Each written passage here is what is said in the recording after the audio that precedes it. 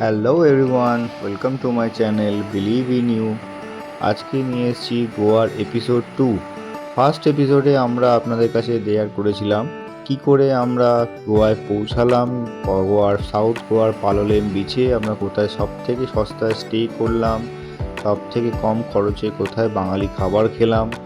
Episode 2তে আমরা দেখাবো south গোয়ার 5টা সুন্দর ট্যুরিস্ট স্পট এবং সব থেকে সুন্দর যে জায়গাগুলো রয়েছে যেগুলোতে না গেলে আপনি গোয়ার সাউথ গোয়ার সেই ভাইবটা ফিল করতে পারবেন না, সেই জায়গাগুলো। চলুন বেরিয়ে পড়ি।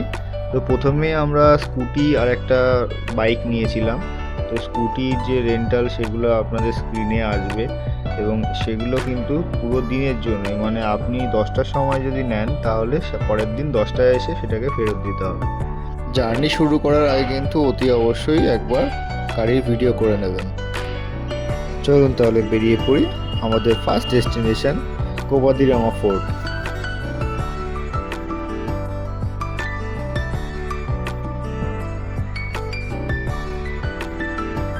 চলে এসেছি আমরা কোভাদিরামা ফোর্টের সামনে। এখানে কিন্তু একটা ভালো পার্কিং প্লেস আছে, আপনারা 4 হুইলার 2 হুইলার নিলে পার্কিং করতে পারবেন। এখানে আপনাদের আইডি দিয়ে প্রবেশ করতে হবে।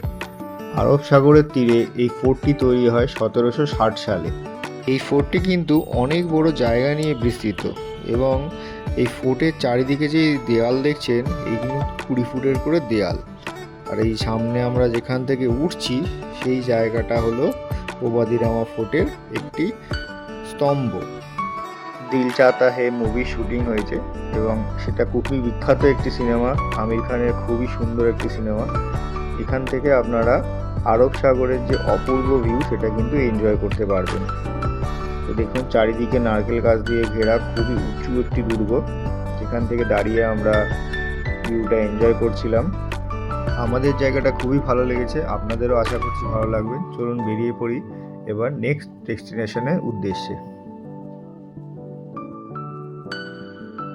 কোলা বিচ যে ডেস্টিনেশন স্পটটা রয়েছে সেটা হচ্ছে এটা।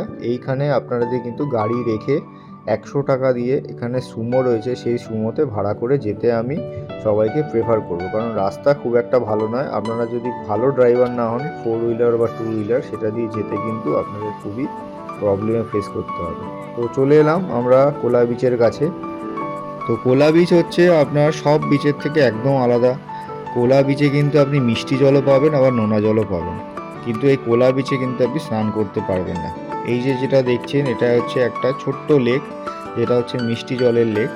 এখানে কিন্তু একটা বোটিংয়ের সিস্টেম আছে, যেখানে আপনারা 200 টাকা দিয়ে বোটিং করতে পারবেন আধ ঘন্টার জন্য। এখানে স্নান করতে পারবেন। অনেক সময় মনে হচ্ছে যে সমুদ্রের জলে স্নান করতে করতে ক্লান্ত হয়ে গেছে, তখন এই মিষ্টি জলের লেকে একটু গা ভিজিয়ে নিতে পারেন।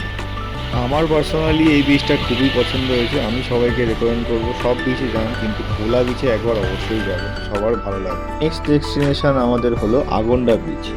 তো এই আগন্ডা বিচ কিন্তু পালোলেমের পরে যার নাম আসে সেটা হলো আগন্ডা বিচ। আগন্ডা বিচ কিন্তু পালোলেমের মতনই বড়। সাউথ গোয়াতে কিন্তু দুটো বিচই রয়েছে, একটা হচ্ছে পালোলেম, একটা হচ্ছে আগন্ডা, যেটা হচ্ছে খুবই বিখ্যাত ফর ফরেনার্স। এছাড়াও অনেক বিচ রয়েছে, বাট এই দুটো বিচ হলো সাউথ গোয়ার সব থেকে বড় বিচ। আর আগন্ডা কিন্তু খুব ভালো একটা ট্রপিক্যাল বিচ, যেখানে কচ্ছপের বাসা দেখার জন্য সব থেকে বেশি ফরেনার্সরা এখানে আসে। এই বিচে সময় কাটানোর পর তারপর আমরা বেরিয়ে পড়লাম নেক্সট বিচের উদ্দেশ্যে, সেটা হচ্ছে বাটারফ্লাই বিচ। এই বাটারফ্লাই বিচে এন্ট্রি করার সময় আপনাদের কিন্তু প্রতি বাইক অনুযায়ী 50 টাকা করে এন্ট্রি ফি দিতে হবে। তো আমরা এখানে গাড়ি পার্ক করে রওনা দিলাম বাটারফ্লাই বিচের উদ্দেশ্যে। এই সরু রাস্তা ধরে প্রায় 10 থেকে 15 মিনিট হাঁটার পর আমাদের বন্ধুরা সব এনজয় করতে করতে পৌঁছে গেলাম বাটারফ্লাই বিচের কাছে। এই বাটারফ্লাই বিচটা কিন্তু ছোট ছোট দুটো পাহাড় দিয়ে পুরো বিচটা ঘেরা, মানে একটা ছোট পাহাড় এবং আরেকটা ছোট পাহাড় পাশাপাশি রাখার ফলে মাঝখানটায় একটা ছোট গ্যাপের সৃষ্টি হয়েছে, যেটা দেখতে অনেকটা বাটারফ্লাইয়ের ডানার মতো। এই যে ছবিটা দেখলে বুঝতে পারবেন, দূর থেকে সমুদ্র থেকে তোলা। এই বাটারফ্লাই বিচে আমাদের কিছুটা সময় কাটানোর পরে আমরা আমাদের লাস্ট ডেস্টিনেশন, যেটা আমাদের পালোলেম বিচের সামনে, সানসেট পয়েন্ট 2তে গিয়ে পৌঁছালাম। গুগলে খুঁজলে আপনি জায়গাটা পেয়ে যাবেন। এটা কিন্তু খুবই ভালো নিরিবিলি একটা সানসেট উপভোগ করার জায়গা, যেখানে আপনাকে সামনে কেউ ডিস্টার্ব করবে না। সামনে শুধুই সমুদ্র এবং আশেপাশে ছোট ছোট শ্যাকস রয়েছে, যেখানে আপনারা বসে বসে সন্ধ্যায় একটা কফি হাতে কিন্তু সানসেটটা উপভোগ করতে পারবেন। আমরাও সেটাই করলাম। এই সানসেট দেখতে দেখতে আমাদের সন্ধ্যা হয়ে গেল। গোয়ার এই 5টা জায়গা অবশ্যই ভিজিট করুন। ভিডিওটা ভালো লাগলে অবশ্যই লাইক এবং সাবস্ক্রাইব করবেন। সবাইকে অসংখ্য ধন্যবাদ আপনাদের সকলের সাপোর্ট এবং ভালোবাসার জন্য।